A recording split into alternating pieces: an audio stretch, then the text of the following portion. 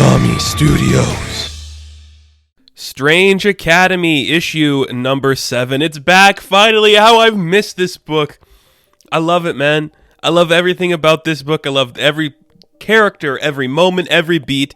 This issue was so intense, so visceral, so just perfect for the character of Emily Bright, for the character of Stephen Strange. It was absolutely astounding and phenomenal. Please, for the love of everything in the galaxy, in the multiverse of madness, make Strange Academy a Disney Plus show. It could be animated, could be connected to the MCU. I don't care. You just gotta take this story and make it something bigger and better, man. It's already big and bad. You just need to make it something else. I absolutely love it. So this story, we open up with this idea that Doyle and Emily are kind of just like sitting on a boat, hanging out, having fun, getting to know each other a little better, but suddenly Emily gets caught up in the fires of Doyle and she starts to burn, and then she wakes up in a hospital bed surrounded by all these like weird magical gadgets and science, and she's been in like a little coma for a couple days, and she's there with Zelma, and Zelma's like, you have to remain calm, we'll get everything sorted out and figured out for you here, but she looks over to see Doyle is unconscious and presumably dead, so she wants to see him just so she can like have that closure and do everything they can to bring him back. But it's not working. And then we get kind of like the flashback to what happened before. So we see that when we last left our group, Doyle was dead in the arms of a mindless one. And then Stephen Strange, Doctor Strange, he takes Emily into this weird operating room.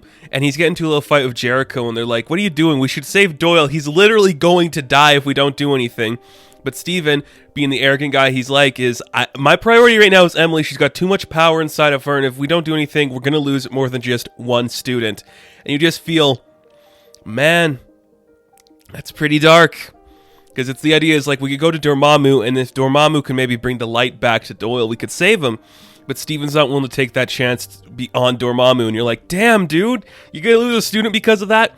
So Jericho has enough, and Brother Voodoo is going to go to the Dark Dimension on his own to figure out the right thing.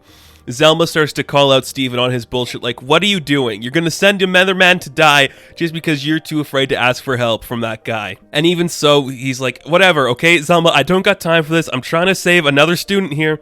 He uses some astral projection to see something inside of Emily, and her body's just like completely full of a lot of stuff. And he's like, okay, I gotta go take her to Hogoth. And Hogoth is a giant tiger god creature.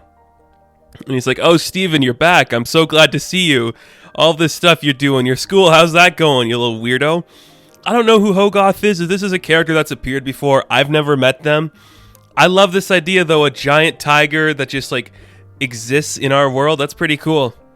I think that shit is dope. And again, Steven's like, I know, I need another favor from you, but this girl, she's innocent. You should try to save her. And the cat just gets really angry, like, oh, I hate you so much.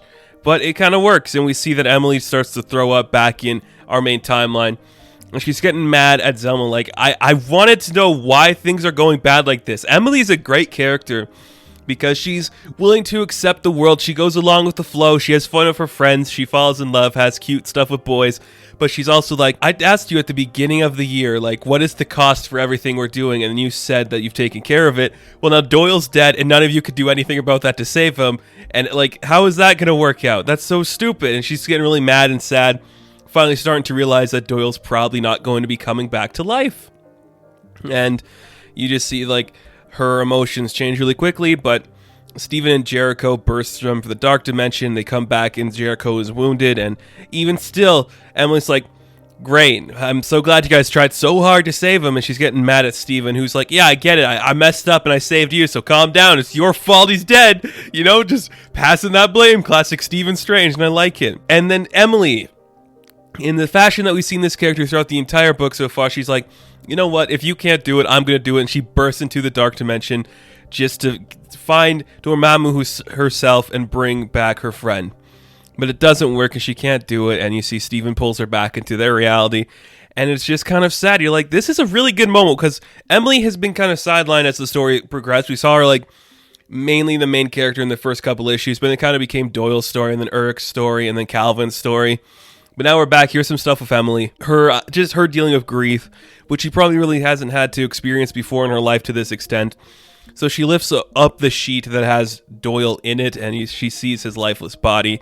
She starts to cry, and she just gives him one final kiss on the head, and it reignites the spark inside of him, and Doyle comes back to life. Every single one of the adults is like, what the hell is going on now?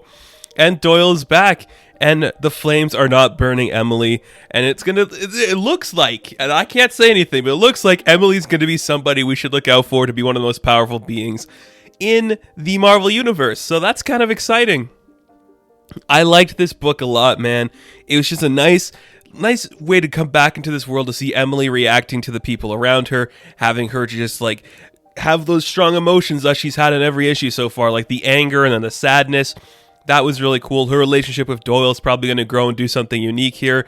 I'm really liking that a lot. I love the tension she's building between herself and the adults, because she's, more than any other student, she's the one questioning the authority of the adults, and I like that a lot. So now I'm going to take a little bet that Steven and Jericho and Zelma are going to be looking extra hard at how Emily Bright handles the scenario and everything around her, which I like a lot. That's going to be really fun and cool. I can't wait to see where this book goes, man. I just enjoy every second of it.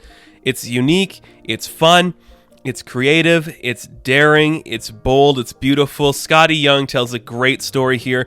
You could tell he definitely was passionate about making this the right way, and it really feels like that. Humberto Ramos was the perfect artist for this. Love him or hate him. I know some people can be very mixed on Humberto Ramos' style, but I think for what this story is, you can't ask for a better artist or a better creative team, because everybody involved just seems to understand what this book is trying to be, and it just flows together so perfectly. I absolutely love it. So I'm encouraging you guys.